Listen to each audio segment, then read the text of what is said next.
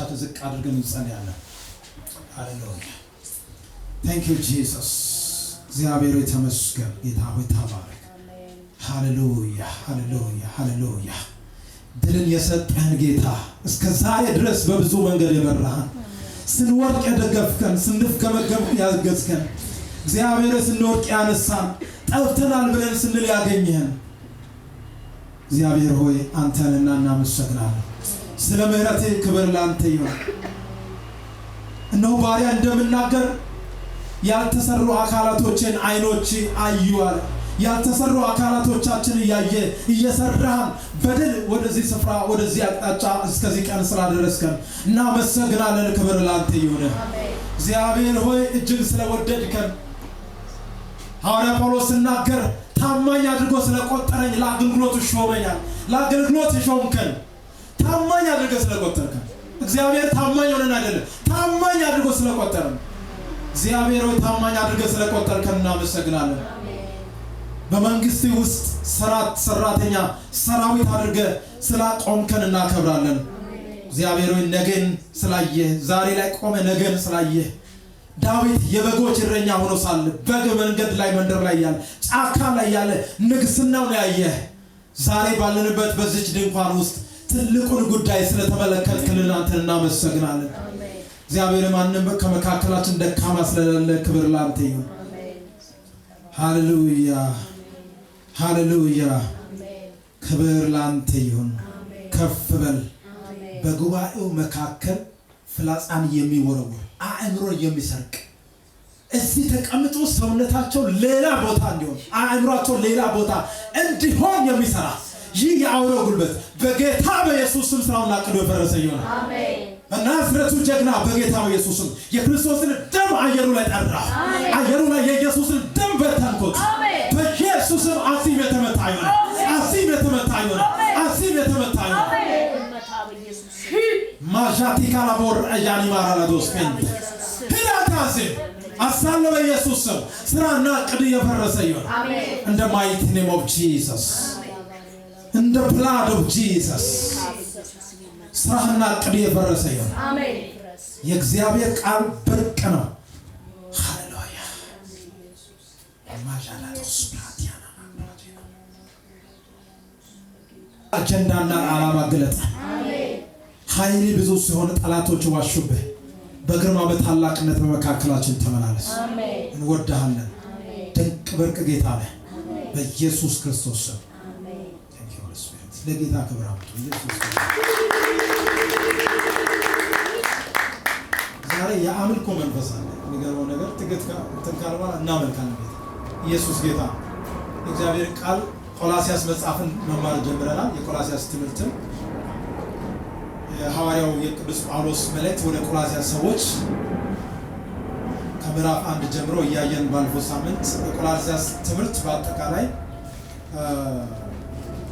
መሰረታዊ አድርጎ የሚሰራው የክርስቶስን ታላቅነት ወይም ክርስቶስ ኢየሱስ የበላይ እንደሆነ የጌታን የበላይነትን ጌታ የበላይ እንደሆነ የሚያሳየው ታላቅ ነገርን ይናገራል ኢየሱስ ክርስቶስ ከሁሉ በላይ ነው የሚለው የክርስቶስን የበላይነት በመሰረቱ በየትኛው ህይወት ቢሆን እግዚአብሔር የበላይ እንደሆነ የበላይነትን ተርተን ካልኖርን የክርስቶስን የበላይነት ካላወቅን ክርስትና ወደ ሃይማኖት ይቀየርና ጣም የሌለው ህይወት ነው ክርስትና በባህሪው ሃይማኖት አይደለም ህይወት እስቲ ህይወት ነው ወረዋታችሁ የክርስትና ህይወት የምንኖረው ህይወት ስለዚህ በዚህ በቆላስያስ ሰዎች መካከል እየደረዘዘ የመጣውን ወይ እየደከመ የመጣውን የክርስትናን ህይወት ሐዋርያ ጳውሎስ ሊያበረታቸው ክርስቶስ ኢየሱስ የሁሉ የበላይ ነው የሚለውን ሐሳብን ለመግለጽ ሙሉ የቆላስያስን ትምህርት አስተምሯል ስለዚህ በምዕራፍ 1 ከቁጥር 1 እስከ 8 ያለው ክፍልን አይተናል በዛ ክፍል ባለፈው ሳምንት ጸጋና ሰላም ከእግዚአብሔር የተሰጠን እንደሆነ ጳውሎስ ሌሎችን የሚያበረታታበትና ጸሎት ሁሉ ጊዜ የሚጸልይ መሆኑን ሁሉ ጊዜ ለቅዱሳን ለሰዎች እየጸለየ ያለ በሰማይ የተዘጋጀ ተስፋ እንዳለ የክብር ተስፋ እንዳለ በክርስቶስ ኢየሱስ ስለ እምነታችን እንደዚሁም ስለ ቅዱሳን ሁሉ ስለ እምነታቸው እንደዚሁም ስላላቸው ፍቅር ጌታን ያመሰገነ እንደነበረ ስለ ጳውሎስ አይተናል እና ኤጳፍራን የሚባለው ጓደኛንም እንዴት እንደገለጸ አይተናል ዛሬ ከቁጥር 9 እስከ 12 ያለው ክፍልን እንመለከታለን። ክፍሉን አነባለሁ። ምዕራፍ 1 ከቁጥር 9 እስከ 12 ያለው። ሃሌሉያ! ኢየሱስ ክርስቶስ ጌታ ነው። ሃሌሉያ! ስለዚህ እኛ ደግሞ ይህንን ከሰማንበት ቀን ጀምረን የፈቃዱ ዕውቀት መንፈሳዊ ጥበብንና አእምሮን ሁሉ እንዲሞላባችሁ እየለመንን ስለናንተ ጸሎትን አልተውንም። በበጎ ሥራ ሁሉ ፍሬ እያፈራችሁ በእግዚአብሔርም ዕውቀት እያደጋችሁ ከደስታም ጋር በሁሉ ለመጽናትና ለመታገስ እንደ ክብሩ ጉልበት መጠን በኃይል ሁሉ እየበረታችሁ በቅዱሳንም ርስት በብርሃን እንድንካፈል ያበቃንን አብን እያመሰገናችሁ በነገር ሁሉ ደስ ልታሰኙ ለጌታ እንደሚገባ ትመላለሱ ዘንድ እንለምናለን ይላል። ኢየሱስ ጌታ። ይሄ ታላቁ የእስረኛ ጸሎት ነው። ሐዋርያ ጳውሎስ እስረኛ ሆኖ ታራሚ ሆኖ በማረሚያ ቤት እያለ የጸለየው ትልቅ ጸሎት ነው። ከጸሎቶች መካከል የሚገርመኝ ነገር በመሰረቱ ብዙ አባቶች ስለራሳቸው ሳይሆን ስለሌላ ሲጸልዩ ነው የኖሩት። እኛ ስለሌላ ሰዎች ከጸለይን እግዚአብሔር የኛ ነገር ይሰራል። ኢየሱስ ጌታ። አንዳንድ ሰዎች ጾም ጸሎት ገብቶ ስለራሳቸው ይጸልያል። ስለራሳችን መጸለይማ እግዚአብሔር ስለራሳችን ያውቃል። ለሌሎች እንድንማልድ ነው ካሉት ከጸሎቶች መካከል ብቻ 60% 70-80% ለሌሎች ሰዎች ማለት ለነገስታት፣ ለመኳንንት፣ ለምናቃቸው ለማናቃቸው እንጸልይ ነው። ለዛም ነው ሐዋርያ ጳውሎስ ስለነሱ ይጸልያል። ታላቁ እስረኛ ይህ ጀግና የእግዚአብሔር ሰው ሲጸልይ እንመለከታለን። መጽሐፍ ቅዱስ ሲናገር መቼም የኢዮብን ታሪክ ታውቃላችሁ አይደል? ኢዮብ በምንድን ነው የምታውቀው? ኢዮብ በምንድን ነው የምታውቀው? መጽሐፍ ቅዱስ ኢዮብ በምንድን ነው የምታውቀው? በመከራ ወይ በትዕግስት፣ በመከራ ውስጥ በመታገስ ነው የምታውቀው አይደለም? ኢዮብ መጨረሻ ምዕራፍ 42 ላይ ኢዮብ መጨረሻ ላይ ምን ይላል? ኢዮብ ስለ ወዳጆቹ በጸለየ ጊዜ እግዚአብሔር የወዳጆቹን የጓደኞቹን ምርኮ ምን አደረገ? መለሰላቸው። ኢየሱስ ጌታ። ስለራሱ አልጸለየም። ምክንያቱም ኢዮብ ከእግዚአብሔር ጋር ሁሉ ጊዜ የሚነጋገር ሰው ነው። በጸሎት መንፈስ የሚራመድ ሰው ነው። እናም ስለ ወዳጆቹ በጸለየ ጊዜ እግዚአብሔር የጓደኞቹን ምርኮን መለሰላቸው። ክብር ለናዝሬቱ ለኢየሱስ ይሁን። ሐዋርያ ጳውሎስ የጸለየላቸው ጉዳይ ምንድነው ብንል ጉዳዮችን እንመለከታለን። ወደ 6 የሚሆኑ ጉዳዮች አሉ። የመጀመሪያው ለቅዱሳን የጸለየው ምንድነው? የፈቃዱ ዕውቀት መንፈሳዊ ጥበብና አእምሮን ሁሉ እንዲሞላባችሁ ብሎ ጸለየ። ኢየሱስ ጌታ። ምክንያቱም መሰላችሁ ሰው የፈቃዱ ዕውቀት የእግዚአብሔር የፈቃዱ ዕውቀት ካልገባው በህይወቱ የእግዚአብሔር ፈቃድ ምን እንደሆነ ሳይረዳ እንዲሁ ዘመኑን እዚህም ይጨርሳል። ስለዚህ የፈቃዱ ዕውቀት መንፈሳዊ ጥበብንና አእምሮን ሁሉ እንዲሞላ ለዚህ ጸለየላቸው። የፈቃዱ ዕውቀት መንፈሳዊ ጥበብና አእምሮን ሁሉ እንዲሞላባቸው ጸለየ። ኢየሱስ ጌታ። አእምሯችን ውስጥ የእግዚአብሔር የፈቃዱ ዕውቀት ከሌለ የምድር ዕውቀት ብቻ ሞልቶን የምንጓዝ ከሆነ አንድ ቦታ ላይ ፈርተን ተፍረክርከን እንቆማለን። የእግዚአብሔር የፈቃዱ ዕውቀት በክርስቶስ ኢየሱስ የሚሞላባቸው አሜን። እስቲ አሜን በሉ ባካችሁ። የእግዚአብሔር የፈቃዱ ዕውቀት በጌታ በኢየሱስም በህይወታችሁ ዘመን ሁሉ ይሞላባችሁ። አሜን። ይህ መንፈሳዊ ጥበብንና አእምሮን የእግዚአብሔር ፈቃድ በሰዎች ህይወት ውስጥ ሲገለጥ አንዳንድ ሰዎች እግዚአብሔር ምን ፈልጎ እንደሆነ አላውቅም እያሉ በመድረ በዳ እያጉረመረሙ አንዴ ከፍ አንዴ ዝቅ እያሉ ይጓዛሉ። ለምን? እግዚአብሔር ፈቃዱን እንዳውቁ ልጆቹ ፈቃዱን አውቀው እንዲራመዱ ይፈልጋሉ። ፈቃዱን ባለመረዳት መጓዝ አደጋ ነው። ብዙ ሰዎች ህይወታቸውን ባልተገባና በማይገባ ሰፈር ላይ እንዲያውሉ ያደረገው የእግዚአብሔር ፈቃድ አለማወቅ፣ በሙከራ የተሞላ ህይወት ውስጥ እንድንኖር ያደረገው ይሄ ነው። ህይወታችን በሙከራ እንዲሞላ ዘንድ የእግዚአብሔር ሐሳብ አለ። እግዚአብሔር ፈቃዱን አውቀን እንድንኖር ዘንድ ይፈልጋል። የፈቃዱ ዕውቀት በጌታ በኢየሱስም ከዚህ ቀን ጀምሮ በእናንተ ላይ ይሙላባችሁ። አሜን። እኔ ጸልያለሁ የሰራዊት ጌታ እግዚአብሔር ባለንበት ስፍራ ሁሉ በጌታ በኢየሱስም በምንሰራው ስራ በምናገለግለው አገልግሎት በምንወጣበት በምንገባበት የእግዚአብሔር የፈቃዱ ዕውቀት በክርስቶስ ኢየሱስ ይግባባችሁ። አሜን። ሃሌሉያ። ኢየሱስ ጌታ። ሁለተኛው ሐዋርያ ጳውሎስ የጸለየው ጉዳይ ልንገራችሁ። በበጎ ስራ ይላል። ቀጥሎ ምን ይላል? እየለመንን ካለ በኋላ በበጎ ስራ ሁሉ ፍሬ እንዲያፈሩ ነው የጸለየው። በበጎ ስራ ሁሉ ፍሬ ማፍራት ምን ማለት ነው? ተግባራዊ የመታዘዝ ህይወት እንዲኖራቸው ነው ሐዋርያ ጳውሎስ የጸለየው። በበጎ ስራ ፍሬ ማፍራት። ሰው ሁሉ ለራሱ መልካም እንዲሆን ይፈልጋል አይደለም? እስቲ ለራሱ መጥፎ የሚመኝ ሰው አለ? ለራሱ ማንም መጥፎ አይመኝ። ለራሳችን መልካም ማድረግ የምንፈልገው ጉዳይ ሁሉ ለጓደኞቻችን ለወዳጆቻችን እንዲሆን ይፈልጋል።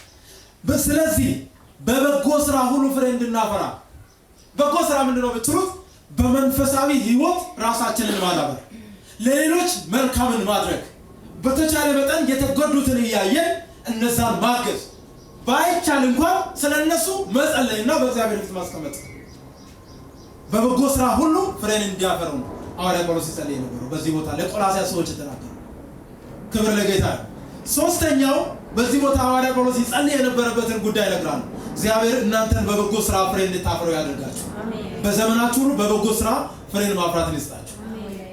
ሶስተኛው ሐዋርያ ጳውሎስ በእግዚአብሔር ዕውቀት እንዲያድጉ ይላል። በእግዚአብሔር ዕውቀት እያደጋችሁ ብሎ ለዚህ በእግዚአብሔር ዕውቀት በደምብ ስሙ።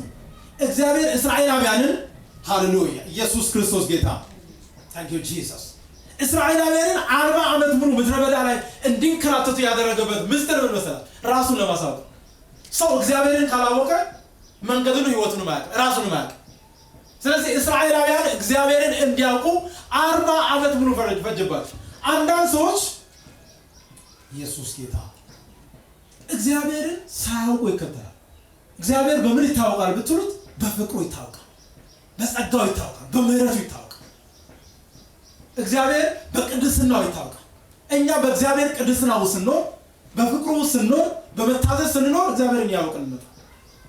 በእነሱ ዘንድ አንደኛ ብዙ ሰዎችን ብትጠይቁት እግዚአብሔር ማን ነው ብላችሁ ብትጠይቁት ሰማይና ምድርን የሞላ ሰማይና ምድርን የፈጠረ የሚያስፈራ ኃይለኛ ጨካኝ እንደዛ ብሎ ሊገልጻል። እኛ ደግሞ እግዚአብሔርን የምናውቀው ከዛ ያለፈ ነው። እግዚአብሔር ፍቅር ወዳጅ አባት ነው። እግዚአብሔር አባት ነው ብሎ ባካችሁ እግዚአብሔርን በአባትነት ወቁ። እግዚአብሔርን በጌትነት ወቁ፣ በአምላክነት ወቁ፣ በሁሉም ቻይነት ወቁ። ምድረ በዳ ላይ ሰዎችን የሚያስቀረው ጉዳይ እግዚአብሔርን ስለማያውቁት ልክ የኤርትራን ባህር ከተሻገሩ በኋላ እልፍ ሳይሉ ገና 3 ቀን ሳይሞላ ሙሴ ተራራ ላይ ወጥቶ እስኪመለስ ድረስ ጥጃን አድርጎ ሌላ ጣዖትን ያመልኩ ነበር። እግዚአብሔርን የማያውቁ ሰዎች በሌላ ጉዳይ ውስጥ ይተመዳሉ። መጽሐፍ ቅዱስ ሮሜ መጽሐፍ ላይ ሲናገር እግዚአብሔርን በአምላክነቱ መጠን ስላላከበሩ ስላላመለኩ ለማይረባ አእምሮ አሳልፈው ሰጣቸው። እግዚአብሔርን በአምላክነቱ መጠን ማወቅ ማክበር ማምለክ ይገባል። ኢየሱስ ክርስቶስ ጌታ ክብር ለጌታ ይሁን። ከጎናችሁ ያለው ሰው እግዚአብሔርን በውል እወቅ በሉት።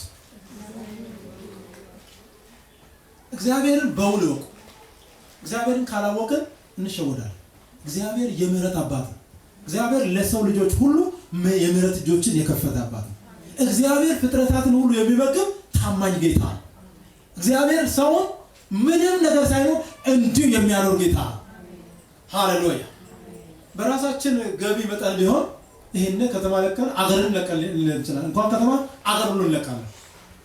እግዚአብሔር እንዴት እንደሚያኖር የእግዚአብሔር በረከት ሰዎች እጅ ላይ እንዴት እንደሚለቀቅ የእግዚአብሔር ማንነት እናያለን። ስለዚህ እግዚአብሔር አባት ነው። እግዚአብሔር አዳኝ ነው፣ መድኃኒት ነው። ለታመሙት መድኃኒት ነው፣ ለተቸገሩት ምግብ ነው። እግዚአብሔር ለታረዙት ልብስ ሆኖ ያኖራል። እግዚአብሔርን በውል እንዲያውቁ የእግዚአብሔርን ዕውቀት እያደጉ ይላል። ከዛስ የእግዚአብሔር ዕውቀት ለምሳሌ ህፃናት ከተወለዱ በኋላ መጀመሪያ ቀን ላይ እናታቸውን የሚያውቁት ጡት ነው፣ ምግብ ነው። እያደጉ ድምጻችንን መልካችንን ከዛስ ከፍ ያሉ ስሜታችንን ፍላጎታችንን ባህሪያችንን ያውቀን መጣ አይደለም። አሁን እኔን ብትጠይቁት እናቴ ምን አይነት ነች ብትሉ በቀላሉ ነግራችኋል። ልክ እንደዛ እግዚአብሔርን እያደገን ስንመጣ መንፈሳዊ ህይወታችን እያደገ ስንመጣ ይበልጥ እያወቅን እንመጣ። ክብር ለጌታ ይሁን። እግዚአብሔር ሰዎች በህይወት ዘመናችን ሁሉ እግዚአብሔርን በማወቅ በመምሰል ወደ ራሱ ማንነት እንድናድግ ዘንድ ይፈልጋል። በእግዚአብሔር ሙላት ውስጥ እንድንገባ የእግዚአብሔር ዘላለማዊ ዕቅድ ያስለሆነ ማለት ነው። ክብር ለጌታ ይሁን። ኢየሱስ ክርስቶስ ጌታ። አራተኛው ሐዋርያ ጳውሎስ የጸለየውን ጉዳይ እናገራል። በእውነት ከዚህ ቀን ጀምሮ እግዚአብሔርን በማወቅ ዕውቀት የሰማይ አምላክ ይሙላችሁ። አሜን። ካልጠበቃችሁት በላይ እግዚአብሔርን ማወቅ ይሁንላችሁ። አሜን። ኢየሱስ ጌታ። አንድ እግዚአብሔር ሰው ዛሬ ሳይ ነበርና እግዚአብሔርን እንደ ጓደኛ ማዘዝ ይቻላል ኢቭን ካወቅ ነው አለ። እግዚአብሔርን ስለማናውቀው እንደ አሕዛብ እየፈራን ነው። ሩቅ አድርገን ፈርተን ተንቀጥቅጠን አንዳንዶቻችን መካከለኛ ሁሉ ሳንፈልግ እንቀራለን። አዛቦች መላእክትን ፈልጉት ሌሎች ቅዱሳን እንደዚህ ምና ያደርጋሉ ብሎ የሚያምኑት እኮ እግዚአብሔር ስለሚፈሩት እግዚአብሔር ጋር መቅረብ አንችልም ስለምን ነው። ጌታ እግዚአብሔር ወደ እርሱ እንድንቀርብ ኢየሱስን ለኛ ሰጥቶናል። በክርስቶስ ኢየሱስ በኩል በሰውና በእግዚአብሔር መካከል ያለው መካከለኛው ይዘን ወደ አብ መቅረብ እንችላለን። ወደ ቅድስተ ቅዱሳን መግባት እንችላለን። የትኛው አይከለከል በክርስቶስ በደሙ በኩል እስቲ ደሙ በሉ ባካችሁ ደሙ እስቲ ጠላት ርድብን ይበል ደሙ በሉ ደሙ የኢየሱስ ደም ዛሬ ትኩስ ነው። አሜን። ወደ ቅድስተ ቅዱሳን የገባንበት በደሙ በኩል ያኔ እግዚአብሔር እናውቃለን። ኢየሱስ ጌታ እግዚአብሔርን የምናውቅበት መንገድ በክርስቶስ ኢየሱስም የተገለጠ መጋረጃውን የቀደደው የደሙ ኃይል ሃሌሉያ መጋረጃውን የቀደደው የደሙ ኃይል የጥል ግድግዳውን ያፈረሰው የሥጋው ሥራ እግዚአብሔር በዚህ በኩል እኛን አዳነ። ስለዚህ እግዚአብሔርን ዕውቀት እንዲያድግ ይፈልጋል ሐዋርያ ጳውሎስ። ሌላው ሐዋርያ ጳውሎስ የጸለየው አራተኛው ጸሎት ከደስታ ጋር በሁሉ ለመጽናትና ለመታገስ እንደ ክብሩ ጉልበት መጠን በኃይል ሁሉ እንዲበረቱ። በምን ሁሉ? በኃይል ሁሉ እንዲበረቱ። እስቲ በኃይል ይበረታሉ። በኃይል ሁሉ እንዲበረቱ። ለምን? ከደስታ ሁሉ ጋር ለመጽናትና ለመታገስ ኃይል ያስፈልጋል። ሰው በመከራ ለመታገስ ለመስራት ኃይል ያስፈልጋል፣ አቅም ያስፈልጋል። በመከራ የሚፍረከረከ ሰው ካለ አቅሙ ኃይሉ ደካማ ነው። ስለዚህ ኃይላችን የጠነከረ እንዲሆን እግዚአብሔር የሚፈልገው ምንድነው ብንል በጉልበት በኃይል ሁሉ እንድንበረታ የበረቱ ልጆችን ማለት ነው። ኢየሱስ ክርስቶስ ጌታ የሚያበረታ የጌታ መንፈስ በእኛ ላይ ሁሉ ጊዜ እንድንበረታ ደግሞ የእግዚአብሔር ፈቃድ ነውና በሕይወታችን።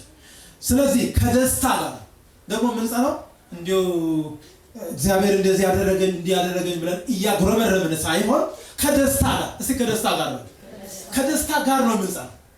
ከደስታ ጋር ነው እግዚአብሔር እንደ ክብሩ ጉልበት መጠን በኃይል ሁሉ እንድንበረታ ዘንድ ይፈልጋል። ማንም ሰው በኃይሉ ችሎት አይበረታም። ሰው በኃይሉ ችሎት አይበረታም። ሰው በኃይሉ ችሎት አይበረታም። የሚያበረታ የእግዚአብሔር ኃይል ሲኖር እሱም በእግዚአብሔር ፊት በመጽናትና በመታገስ እንደ ክብሩ ጉልበት መጠን ከፍ ያለ ጉዳዩ ስንገባ የእግዚአብሔር ዘላለም አጀንዳ ያለው ኢየሱስ ክርስቶስ ጌታ ይሄን ነው የጸለየላቸው። ሌላ ሐዋርያ ጳውሎስ የጸለየው አምስተኛው ጉዳይ ምንድነው ብትሉኝ በቅዱሳን ርስት ኢየሱስ ጌታ ነው። በቅዱሳን ርስት በብርሃን እንድንካፈል ነው። በቅዱሳን ርስት በብርሃን እንዲካፈሉ ያበቃቸውን አብን እንዲያመሰግኑ እግዚአብሔር በክርስቶስ ኢየሱስም ከዚህ ቀን ጀምሮ በቅዱሳን ርስት በብርሃን እንድትካፈሉ እግዚአብሔርን እያመሰግናችሁ በሕይወታችሁ ከፍ እንድትሉ ይህንን ማዳን ይስጣችሁ። ኢየሱስ ጌታ በቅዱሳን ርስት በብርሃን እንዲካፈሉ ያበቃቸውን አብን እንዲያመሰግኑ። እኛ እኮ በቅዱሳን ርስት ውስጥ በብርሃን እንድንካፈል በጨለማ አይደለም በተገለጠ ጉዳይ እንድንካፈል እግዚአብሔር ከሰማይ